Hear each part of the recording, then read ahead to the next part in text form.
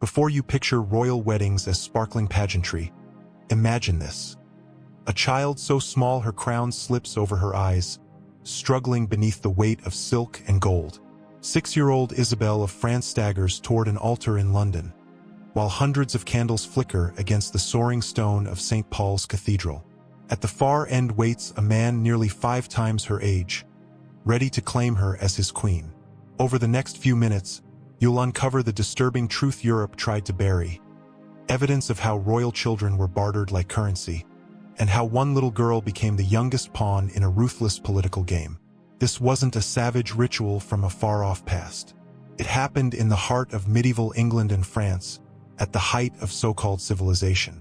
November 9, 1389. The Louvre shakes with screams. Not a woman in labor, but a king in the grip of terror. Charles VI of France believes he's made of glass, certain that a single touch will shatter him to dust. Guards stand frozen while the monarch cowers in corners, whispering about invisible assassins hunting him through his own palace. In another chamber, Queen Isabeau of Bavaria delivers her 4th daughter. The midwives exchange uneasy glances. Another girl, another bargaining chip for the crown. They christen her Isabelle, and from her first breath, she is less a child than a line in a treaty ledger. While other children learn letters or chase playmates through fields, Isabelle is drilled in ceremony and etiquette.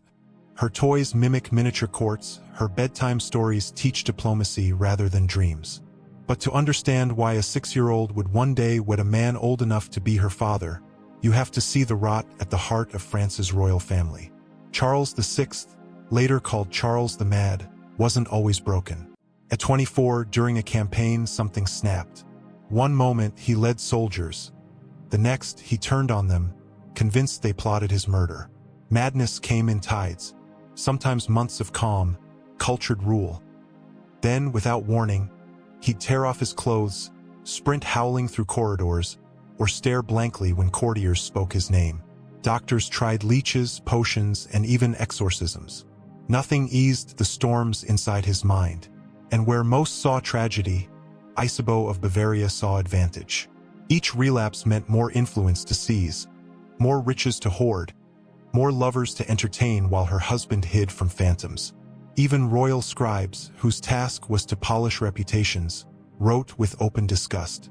One noted Isabeau valued jewels above her children, pleasure above prayer. Another accused her of taking lovers in rooms next door to the king's confinement. This was the woman shaping young Isabelle's idea of motherhood. The Louvre of Isabelle's youth was no playground. Rival factions, Armagnacs and Burgundians, schemed over a monarch who might sign any decree between attacks of madness. Assassins lurked in galleries. Poison whispered through kitchens. Noble children played under armed watch, safe only inside walled courtyards. Isabelle learned to read her father's tremors before she mastered the alphabet. The restless eyes, the twitch in his fingers, the hush before violence. She was 4 when she saw him lunge at her mother, calling her a demon sent to steal his soul. And hidden in the royal expense rolls lies a detail historians often skim past. In 1394, when Isabelle was 5, the treasury paid for iron bars on the windows of her chamber. Not to keep intruders out, but to stop a princess from leaping. Even at that age, she saw death as escape. By 1395, a new threat approached, not assassins but envoys from across the Channel. Richard II of England was desperate. His beloved wife and of Bohemia had died, leaving him heirless and politically adrift. War with France drained his coffers. Discontent festered among his nobles. He needed peace and money fast. To France's council, a solution gleamed: 30 years of quiet in exchange for one little girl. Negotiations turned grotesque. Men in velvet debated her value as if at a market. Even by medieval custom, 6 was young. Most royal brides were at least 12, old enough barely to face childbirth. But French diplomats countered. An unformed child could be molded to Richard's liking, raised only on English customs, bound entirely to his will. The English wanted proof of the merchandise. Courtiers led Isabelle into a chamber to be appraised like livestock. They studied her teeth, her stance, her hair. They made her walk the room to ensure no hidden flaw. One observer murmured she would ripen beautifully. She was 6. That summer, a treaty fixed the price. England would pay 800,000 livres, nearly 2 years of royal income, and gain a bride, a truce, and reclaimed lands. But a clause buried in the contract carried cruelty beyond calculation. Though consummation must wait until the girl reached a suitable age, Richard was granted every other privilege of a husband at once. To decide her lodging, her lessons, her companions, to share her bed so she'd grow accustomed to his presence, to command every breath of her life. With a flourish of quills, they erased her childhood. When attendants told Isabelle she would be Queen of England, her first question, recorded in a governess's private letter, was heartbreakingly small. "May I bring my dolls?" The court plunged into preparations with a fever that mocked the victim at its center. Tailors worked through nights, cutting gowns and wedding robes sized for a child. 12 bridal dresses, 40 ceremonial outfits, jewels from generations past, all tailored to a body barely out of infancy. For once, Isabeau hovered over the work, savoring the glory of her bargain more than she had ever savored mothering. Poets praised her wisdom in verse. None wrote lines for the little girl bound for exile. By October 1396, the Louvre staged a farewell drenched in theater. Charles VI, lucid for once, clutched his daughter so tightly that attendants feared he'd crush her. Tears streaked his face as he whispered words that made her sob uncontrollably. Then, with the pageantry of banners and trumpets, they sent a 6-year-old child across the channel, not as a daughter or subject, but as the price of peace. We may never know what words a broken king whispered to his little girl before they tore her from his arms. Servants only remembered that Isabelle screamed for her father until her throat gave out, long after the palace towers faded behind her. The road from Paris to Calais stretched over 2 endless weeks. 2 weeks in which a terrified child was carried farther from everything familiar. Witnesses later swore she barely touched food and slept. She gripped a tiny carved doll so hard that her fingers bled. At Calais, the exchange looked less like diplomacy and more like a hostage trade. On the beach stood an entire camp the English had erected. Pavilions of silk flying Richard's banner, jugglers and musicians turning the shore into a carnival. Everyone celebrated, except the 6-year-old at its center. The handover was choreographed to the inch. French lords escorted Isabelle to a marked point in a meadow. English nobles advanced to meet them. Latin phrases were recited, parchment signed, gold weighed, and passed across. In that instant, the daughter of France became the property of England. What followed shatters any lingering fairy tale illusions. English attendants swept Isabelle away at once, severing her from the only comfort she knew. Her lifelong governess was dismissed back across the channel. French ladies-in-waiting were replaced by strangers who spoke a language she couldn't decipher. Even the little dog she had been promised could stay was removed. Richard disliked small dogs. Within an hour, everything familiar had been stripped from her life. The ride from Calais to London blurred past in a haze of new faces and incomprehensible sounds. Officials tried to cloak the journey in celebration. Every village was ordered to cheer for England's new queen. Imagine being 6, exhausted, terrified, pressed on all sides by shouting strangers and clanging bells. Later, Isabelle confided to her confessor that she thought they were leading her to an execution. In her mind, pageantry and death were the same thing. London, November 1396. The capital had never staged such a spectacle. Richard II poured money he didn't have into dazzling his subjects and cowing his rivals. Westminster Palace glowed under cloth of gold tapestries. The Thames swarmed with decorated barges. Church bells rang without pause from dawn until darkness. Inside St. Paul's Cathedral, candles burned by the thousands, incense stung the eyes, and banners intertwined the arms of England and France. At the altar waited a 29-year-old man prepared to wed a child. Richard cut a graceful figure, tall, well-dressed, features polished by court artists. But his concern wasn't the morality of marrying a 6-year-old. He worried about whether this bargain would steady his throne, whether France would pay the dowry, whether nobles would tolerate a bride who couldn't bear heirs for years. When Isabelle was led inside, the crowd gasped. not out of admiration but shock. She was so tiny that her gown trailed behind, two attendants lifting the train. Even a specially crafted crown slid over her brow, forcing constant adjustments. She advanced down that vast nave like a prisoner toward judgment, hundreds of nobles and foreign envoys scrutinizing every step. The Archbishop of Canterbury had to kneel to address her. When he asked for her consent, she stood frozen, terror strangling her voice. An English attendant whispered the words until the princess repeated them in a tremor barely audible. "I will." 2 syllables that bound her for life. At the exchange of rings, Richard's fingers engulfed hers. Witnesses said she recoiled at his touch. The tiny band still needed to be forced over her knuckle. She whimpered from the pressure, yet no one halted the ritual. Even the kiss of peace, softened so that Richard touched her forehead instead of her lips, only underscored the grotesque mismatch.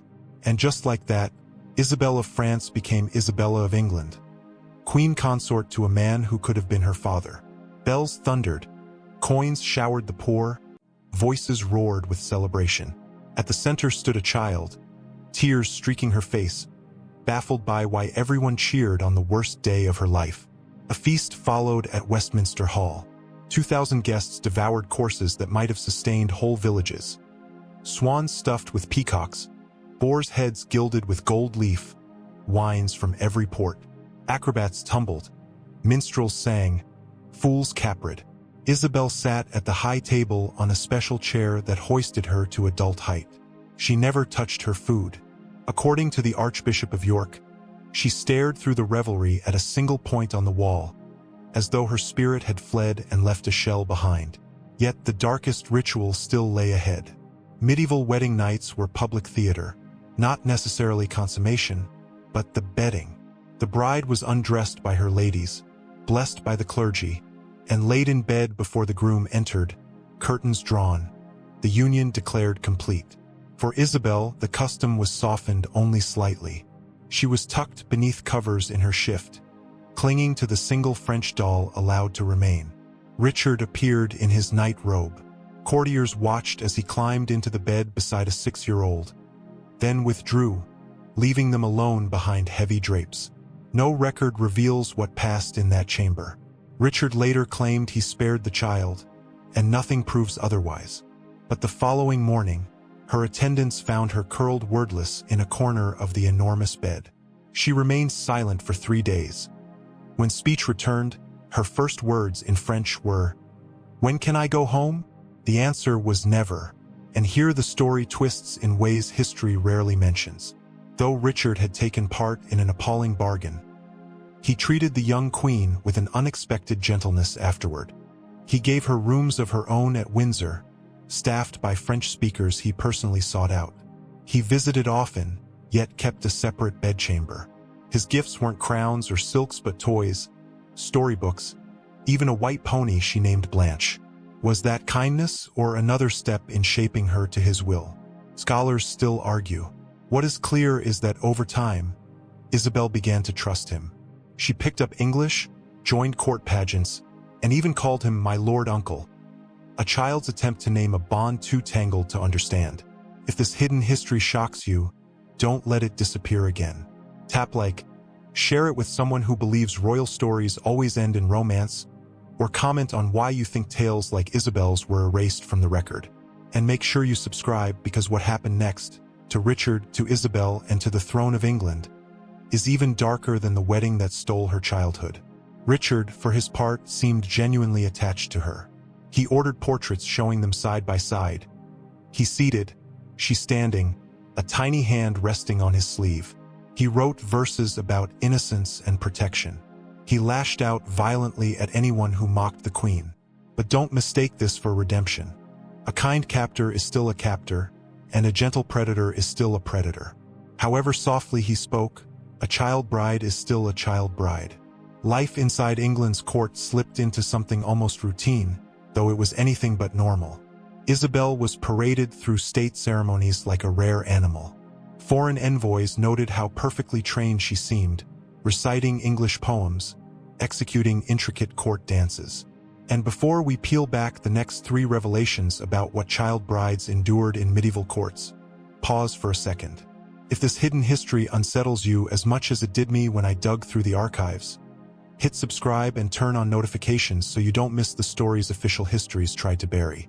Or, if you'd rather not face these shadows, tell us in the comments why you're stepping back. Every reaction helps this history surface. No one spoke publicly of the dolls she still clutched in private, or the nightmares that sent her screaming for a father across the sea. Her ladies coaxed her to eat, fearing she'd fade from homesickness. Court opinions split. Some nobles, sensing which way the wind blew, showered the little queen with praise. Others, bitter over French influence and the ruinous dowry that had emptied the treasury, treated her with thinly veiled contempt. One episode, preserved by a lone chronicler but absent from polished histories, reveals her daily terror. During a banquet, a drunken lord made a lewd remark about when the queen would be ready for breeding. The hall roared with laughter. Isabelle, not grasping the words but recognizing the ridicule, burst into tears and fled. Richard had the man flogged nearly to death, yet the culture that allowed such cruelty stayed untouched. Meanwhile, France unraveled. Charles VI's madness deepened. Isabeau of Bavaria's corruption grew bolder. Civil war loomed. The 800,000 livre dowry meant to secure peace was squandered within 2 years on Richard's building sprees and failed campaigns. Letters from home trickled through, heavily censored by English clerks. Isabelle's replies survive only in fragments. I pray for you all daily. I am well treated, but my heart remains in France. Another, more plaintive. Do you still remember me? I fear you have forgotten your Isabelle. She was 7, already afraid of vanishing from memory. Then, in 1399, everything collapsed in a single bloody season. Richard II's rule had turned tyrannical. Nobles exiled or killed, Parliament ignored, England's purse emptied on vanity. The breaking point came when he seized the lands of Henry Bolingbroke, Duke of Lancaster. Bolingbroke raised an army. Richard's allies melted away. By August, the king who had wed a child for power was himself a prisoner. And for Isabelle, the shock was worse.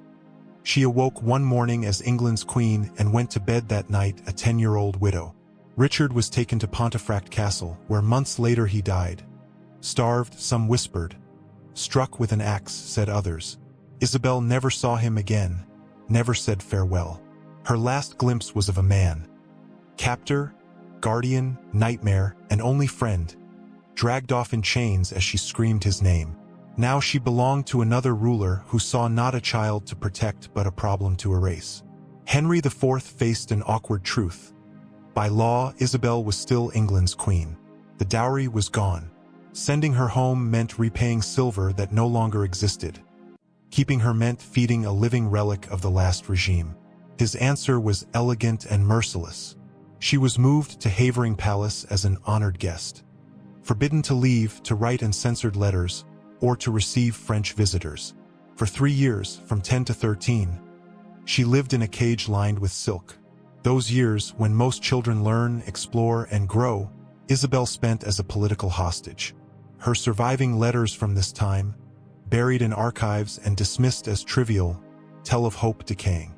I am forgotten by all, she confided to an aunt. I speak to the walls in French, so I do not forget the sound. I dream of home, but wake to prison. To her father. They tell me you are ill again. I pray for your recovery. I pray you remember you have a daughter in England who loves you still. The most devastating note was never sent. Discovered later in her chamber. My lord, they say you are dead, but I do not believe it. You promised to protect me always. I wait for you still. Your Isabelle. A 13-year-old girl waiting for a dead man. Henry searched for answers to the Isabelle problem. First, he offered her to his son, the future Henry V. She refused, fiercely stunning the court. The silent, obedient queen declared, I am Richard's widow. I will wed no English prince. Imagine it. A 13-year-old prisoner defying a king who had already overthrown one monarch. Henry's next plan was colder. If she would not remarry, she would remain in England, a hostage to keep France compliant. But Isabelle had learned the machinery of power. She slipped letters to France through sympathetic servants, feigned illness to summon French-speaking doctors who could ferry messages, leveraged her rank as Dowager Queen to claim privileges, and used those privileges to weave a network of allies. She was no longer a passive victim awaiting rescue. She was a survivor, a teenager who had outlasted 2 kings and intended to outlast a third. At last, pressure from Paris, fueled by Isabelle's smuggled pleas and France's own pride, forced England's hand. Negotiations dragged on for 2 more years. Henry demanded repayment of the dowry. France demanded reparations for her captivity. Time drained away while a girl's youth withered behind guarded doors. Then, an unexpected thunderclap. Her father, Charles VI, pierced by a rare moment of sanity, remembered the daughter bartered for peace. Rage cut through the fog of madness. "Bring her home!" he shouted, and, for once, the court obeyed. In 1401, age 13, Isabelle finally crossed the channel. But the girl who returned was not the child who had departed. Records describe a youth aged beyond her years, steeped in sorrow, always glancing behind as if capture lurked nearby. Her homecoming was no fairy tale. Charles had slipped back into delirium by her arrival. Isabeau saw not a beloved daughter but a depreciated political asset. A queen once used, now diminished. Still, Isabelle was back on French soil. French soil, French voices, French food. For a heartbeat, Isabelle might have believed the nightmare had ended. She was wrong, it was only changing shape. France in 1401 was even more fractured than when she'd left. The Armagnac-Burgundian Civil War raged openly. Paris passed from faction to faction, each more ruthless than the last. The king was a puppet, the queen mother an ally to France's enemies. The treasury stood empty, people starved in the streets. And Isabelle, she was damaged goods, in need of repair. Isabeau's solution was swift and transactional. In 1406, she brokered Isabelle's marriage to Charles, Duke of Orleans. A poet, a dreamer, close to Isabelle in age and temperament. For the first time, she tasted something close to love. Charles was gentle where Richard had been controlling, youthful where Richard had been aging. He wrote verses about healing, about hope. For a fleeting, luminous moment, Isabelle knew happiness. Their daughter, Jean, was born in 1409. Motherhood changed Isabelle. Witnesses said she radiated a joy they'd never seen. At last she had someone entirely her own, someone to protect as she herself had never been protected. But this is Isabelle's story, and happiness never stayed for long.